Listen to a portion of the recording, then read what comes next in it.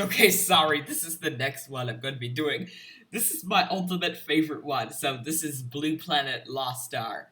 That is definitely a funny one, so this is a book that's actually released in 1993 or something. That book is going to be very funny and explosive. July was the Zolera's favorite time of year.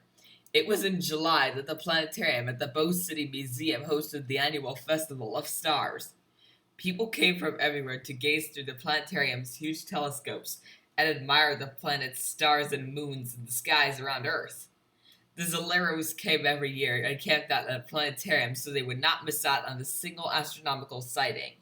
Last year, they had seen the rings of Saturn, a comet blazing across the sky, watched the moon slowly grow after night, grow night after night, and counted shooting stars. It was so much fun. All year, Xena and Professor Bard had been working on something secret with one of the planetarium's largest telescopes. Their work was to be unveiled tonight at the opening of the festival, and the Zoleros were so excited to find out what their friends had been doing. They had all been counting the days to this year's Festival of Stars, and it was hard to believe that it finally arrived. Loaded down with astronomical books, charts, and camping equipment, they ran up the stairs of the Bow City Museum and towards the planetarium. I hope we get a glimpse of the distant galaxy this year, said Isha, or life forms on a nearby planet, added Rue. Maybe we can see how they dress and what they eat for breakfast, joked Lottie. Welcome to the annual Bow City Festival of Stars. Professor Bard's voice echoed around the huge planetarium that was filled with visitors. Xena and I have been working on boosting the power of the famous Bow telescope. I am pleased to announce that this year we will have clearer views than ever of our neighbors, Mars and Venus. We must congratulate Xena on her development of a brand new computer program that allows us to test the theoretical calculations for the Bow telescope. Without her hard work and brilliance, my ideas would have remained just that, ideas. Instead, we can now all enjoy one of the best views in outer space the Earth has to offer, right here in Bow City. Professor Bard and the Zoleras led a huge round of applause as Xena turned the color of a freshly picked strawberry. Now, without further ado, let's start stargazing, said the professor. The Zoleros ran to congratulate Xena, who was busily working on her computer to open the dome room of the planetarium and prepare all the telescopes for the eager visitors. Well done, Xena, said Isha.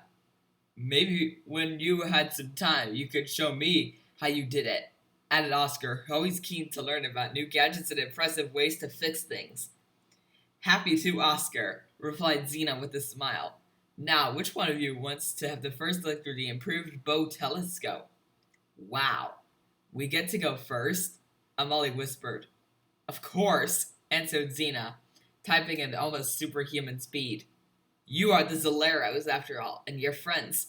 Plus, you have all been so patient while the professor and I worked in secret on the telescope. It is the least I can do. Why was it so secret? Asked Lottie.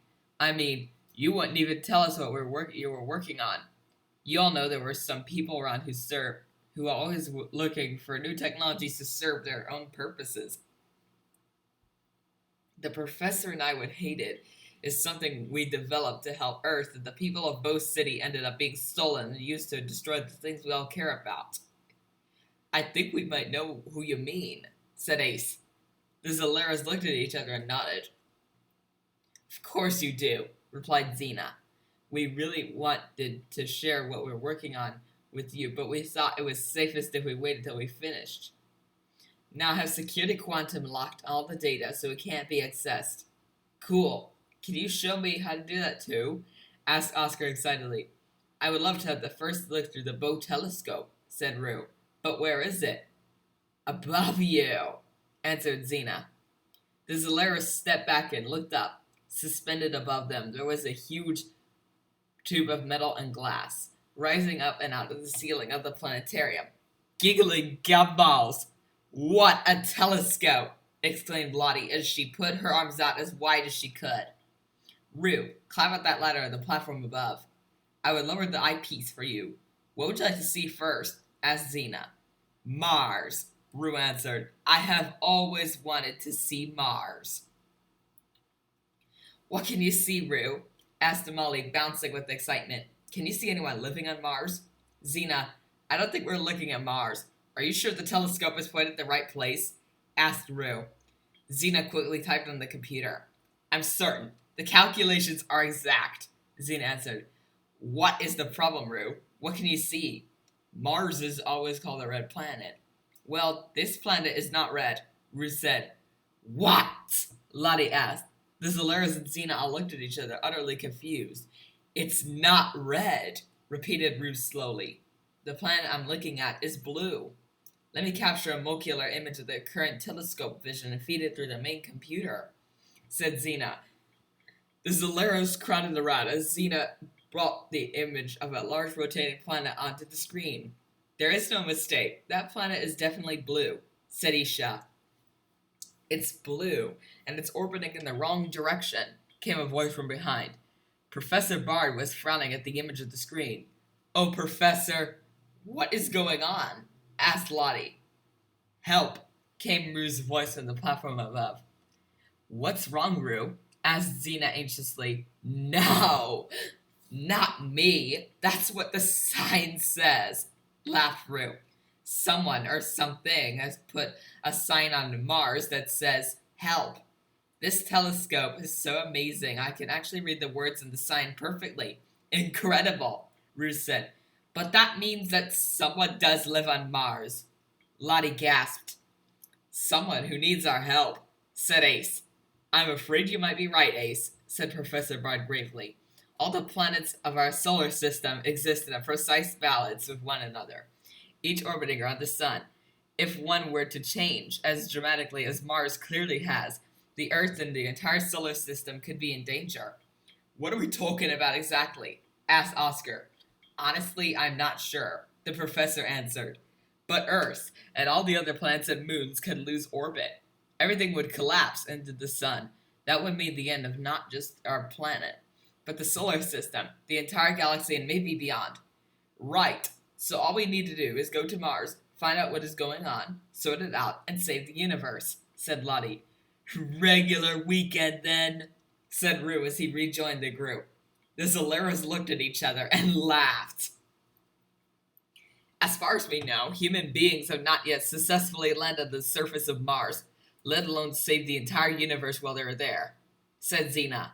We knew a lot more about conditions of the moon before astronauts landed there. What you might need to do on Mars could be faster, much harder, and more dangerous than any moon landing. Xena has some spacesuits, added the professor. Do not take them out under any circumstances. Your medallion should provide you with enough backup oxygen to last 24 hours on Mars. I have fitted the suits with a pro-gravity super drive feature. That should make sure you don't float off into outer space and allow you to use your medallion powers when you arrive on the planet, Xena said as she helped each of the Zolaris into the white spacesuits with gold trim. Be as quick and as careful as you can, said Professor Bard, anxious looking at one Zolaro to the next. We will, replied Ace solemnly. Zoro scratched and wiggled as he got used to his spacesuit. With some difficulty, the Zolaros linked arms and touched the medallions and their watches. 4 points of the Earth, moon and sun, unite together and become as one. And into space, and to Mars we go, they cried in unison, leaving the planetarium and the festival of stars far behind them. With a crash, the Zolaros landed on Mars. The sky above them was black and starless. Their white spacesuits seemed to glow brightly against the eerie scene above them, around them. The entire surface of the planet was a bright blue color, and every rock and hill seemed to be pulsing with a strange blue light. It's like being inside the wings of one of those tropical butterflies in Professor Bard's office, said Ace. I don't like it at all, said Amali. It makes me feel nervous. What makes me nervous is how white our spacesuits are. They seem very conspicuous in this light, added Isha. I am sure everyone in the universe can see us, even if we don't want them to. I might be able to do something about that, said Oscar. Using a tiny screwdriver from his backpack, he began making adjustments to his watch. In a few minutes, the white of the Zolaris spacesuits was blue. Only the occasional glimmer of the gold trim stood out against their surroundings. According to the books I've read, nobody lives on Mars, said Isha. Well, somebody wrote that sign asking for help, said Rue. Yes, and somebody built the door in that hill over there, too, Isha replied. Thanks to Xena, the Zolaros medallions were clearly working, even on Mars. Isha's eyesight was as powerful as ever. I think we might need to write our own book about Mars. Luddy giggled before turning into a blur as she rollerbladed silently at supersonic speed to investigate the mysterious door. It's locked, said Lottie when the others had caught up. I could try to unlock it, suggested Oscar. We're on Mars, outside a strange door in a blue hill on a planet which is meant to be red. I say we knock, said Amali. Amali's knocks echoed loudly. The Zolaris looked nervously at each other and waited. The metal door slid open, revealing a dark-haired boy and girl in matching silver uniforms. A shooting star was emblazoned on each of their chests, and on their backs they carried what looked like backpacks made from pipes. We didn't see any ships land on the surface. Where'd you come from? Asked the girl in the doorway. Earth, Ace answered. No authorized Earthcrafts had traveled here before. Are you spies, scientists, or invaders? Asked the boy. None of the above. We saw the request for help, said Rue. The pair looked at each other and gestured for the Zolaros to follow them inside. With a swish and a thud, the metal door slid tight behind them. Is this how everyone lives on Mars? Asked Lottie. Everything was sleek silver metal, except for a pair of huge red swivel seats placed in front of a computer screen. It's sort of a cross between the dentist and a gallery of modern art. This is not our home, the girl said, frowning. This is our star pod. My name is Jackson. This is my sister Tia, said the boy. We live on Ariel, one of the central stars of Mars. You actually live on a star? Oscar confirmed. We did, replied Tia. Mars changed orbit and color. Soon it was affecting the equilibrium of Ariel and our neighboring star colonies, said Jax. We were sent by the High Council to investigate. Soon after our arrival here, the sky went dark. We lost all contact with Ariel. All the stars seemed to have disappeared entirely. But your family and friends, said Isha, aghast. You must be terribly worried. More than you can imagine, replied Jax. Since Tia and I lost contact, we have dedicated all our time to discovering what has happened here. We thought if we could reverse it, perhaps we might be able to return home. Perhaps our family might be safe. We erected the message in case one of the star colonies in the outer rim was unaffected by the disturbance and still monitoring the planet. Nothing was registering on the computer, but we hoped that someone was still out there, Tia added. But we only erected the sign 2 days ago, said Jax. The people of Earth do not have light-speed converters. With our planet's technology, it should have taken you years to journey here. We had some help, said Oscar, looking at the others. We had some help so we could come and help you, added Ace. Before the change, Ariel's sonar picked up a weak signal from the surface of Mars, said Jax. The High Council concluded it was simply a routine energy scoop from a neighboring star colony for a localized electrical storm. It was the only lead we had to follow. We traced the signal nearby. We had found nothing further, said Tia. The trail was heavily masked. Can you take us there? Asked Ace. Jax and Tia led the way out the star pod and walked over the hill at which vessel was hidden and into the valley beyond. Stop, said Jax, raising his hand. Whatever it was, happened right there. Zoro began barking and sniffing the ground. What does the four-legged creature see? Asked Tia. Not sure yet, said Ace as he knelt down and placed his ear to the ground. I could hear footsteps. High-heeled shoes, if I'm not mistaken. Isha put her head to one side and squinted. Something is there, but hidden from plain sight, she said. I can see the haze of some sort of cloaking shield. That is amazing, said Jax, but you appear to have no equipment. Does your technology come with inbuilt invisibility fires to obscure detection? Not really, said Oscar. More like we each have some special talents when we travel far from home. Now, give me a minute, and let's see if I can deactivate that shield. Got it, cheered Oscar. There was a spark of light, and the shield was deactivated, revealing a large hovercraft parked in the middle of the valley. Rue, do you want to try and trip the security system with us inside? With pleasure, said Rue, who quickly began working on the keyboard, touching his tongue and his nose with concentration. The keypad beeped and went dark. We should be able to go in undetected, said Rue. Amali quickly somersaulted and landed on the roof of the hovercraft. There's a trap door up there. It could be a surface shaft. Amali yelled down to the others. Oscar threw a lasso and anchored the rope to a large metal transmitter at the top of the hovercraft, and the Zaleros each used it to pull themselves up. Your turn, Tia, yelled Amali, throwing the end of the rope back down. We're already here, Tia replied, smiling. We may not have the gifts of the stars as you do, but we do have some great tech. We don't go anywhere without our jetpacks, said Jax, pointing it to his strange backpack. I am definitely getting one of those, said Oscar, staring admiringly at Tia's jetpack. Ace knelt down, opened the trapdoor, and carefully climbed to the ventilation shaft below. Perfume, he said, sniffing the air. It smells sort of familiar.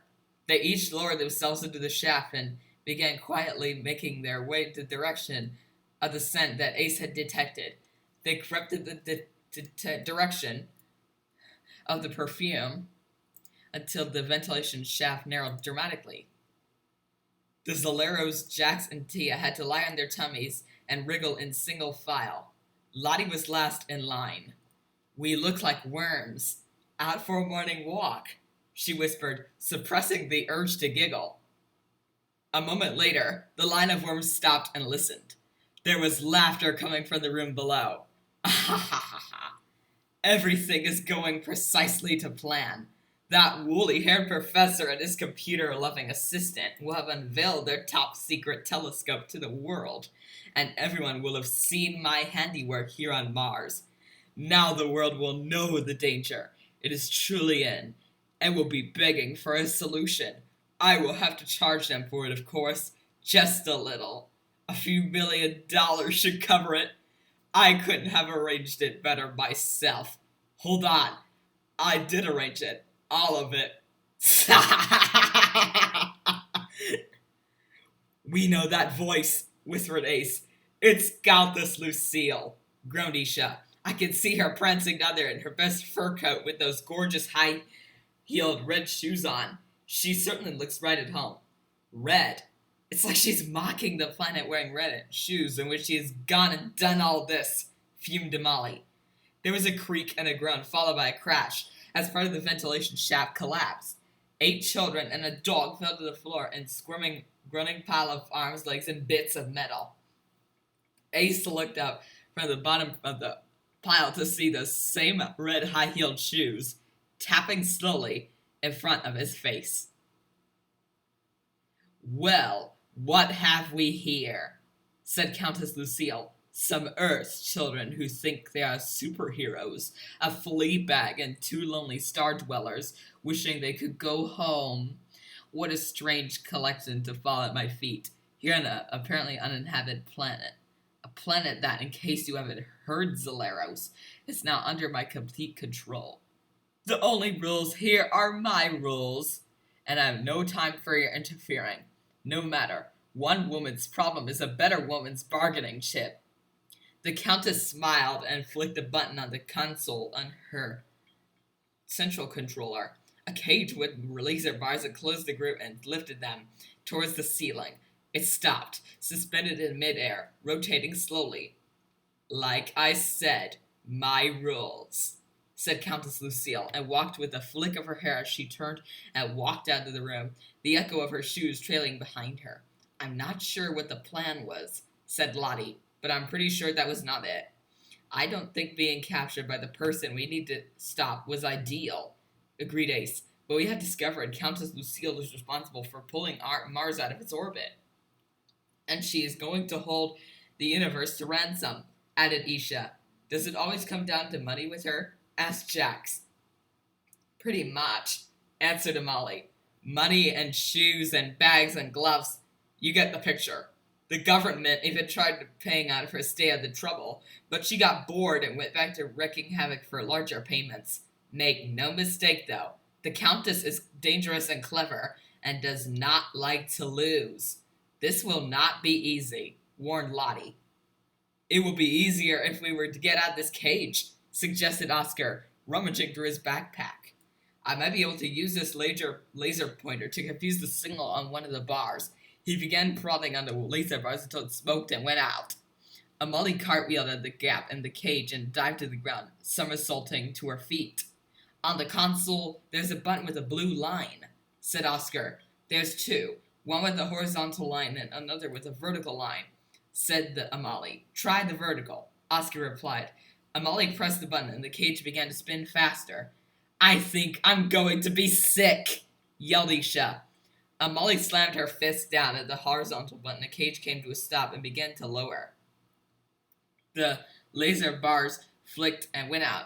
Jackson, Tia, you were right. If we could figure out what Countess Lucille did, perhaps we could reverse it, Ace said as they ran to the computer. Let me find the hovercraft's pattern memory, said Jax, as he typed. A maze of dots and lines appeared on the screen in front of them. Wow, that is clever, exclaimed Tia. The Countess used her hovercraft to create a localized earthquake at the planet's core. While the planet was destabilized, she threw a warp speed in a counter-orbital direction. Mars didn't stand a chance. The force of the change was pushing the surrounding stars into another galaxy. But Mars is still falling, getting closer to Earth. Gasped Rue. It's like dominoes. One planet falling to another until they collapse into the sun, pulling the rest of the solar system and other galaxies in two. Well, the planet is going to stabilize, though. Enough. So all we need to do is reverse the orbit and bring Mars back to its correct planetary alignment, said Amali. The Countess said she had a solution. She was going to sell to Earth. She must have something planned once she receives payment, suggested Rue. She has. She doesn't actually want the Earth to crash into the sun. Think of all the shopping she would miss out on, said Oscar. If we could activate the contrary protocol and fly the hovercraft in reverse at warp speed, we should be able to correct everything. But the Countess is like the machines, the engines. We would have to manually get the hovercraft in motion to override the system. Let's get to it then, said Lottie. Jax, Tia, and Lottie made their way out of the roof of the hovercraft with the length of Oscar's rope. They tied one end to the transmitter and held tight. On the count of three, said Lottie. 1, 2, 3. Lottie started up her supersonic rollerblades, while Jax and Tia launched their jetpacks. Soon they were flying in the air, and the hovercraft was slowly lifting away from the ground. It's working, yelled Tia. Of course it is, replied Lottie. Now fly towards the east. As they flew, the hovercraft was pulled along behind them until, with a splutter, the engines whirred to life. Lottie, Jax, and Tia used the rope to steady themselves as they made their way back and sighted the full of the hovercraft before it reached full warp speed. The Zolaris clapped and cheered as Lottie, Jax, and Tia returned to the control deck.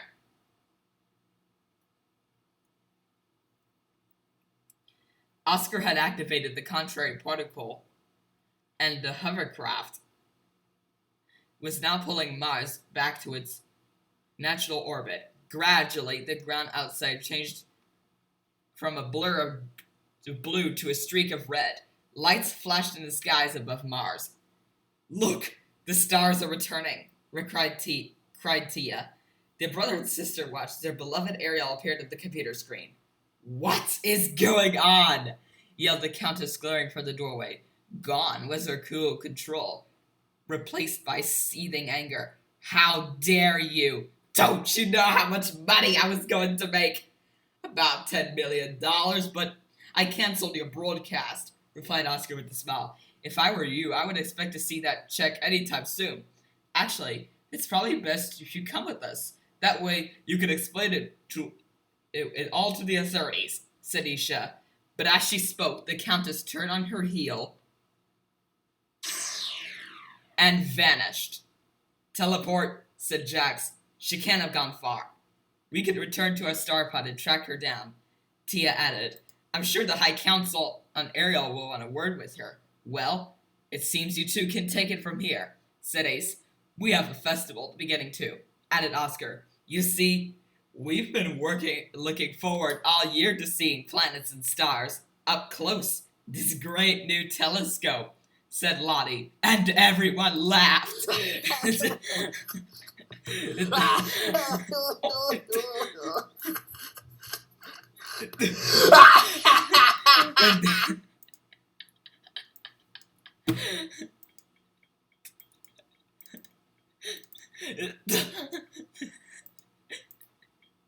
Q's mouth is close up.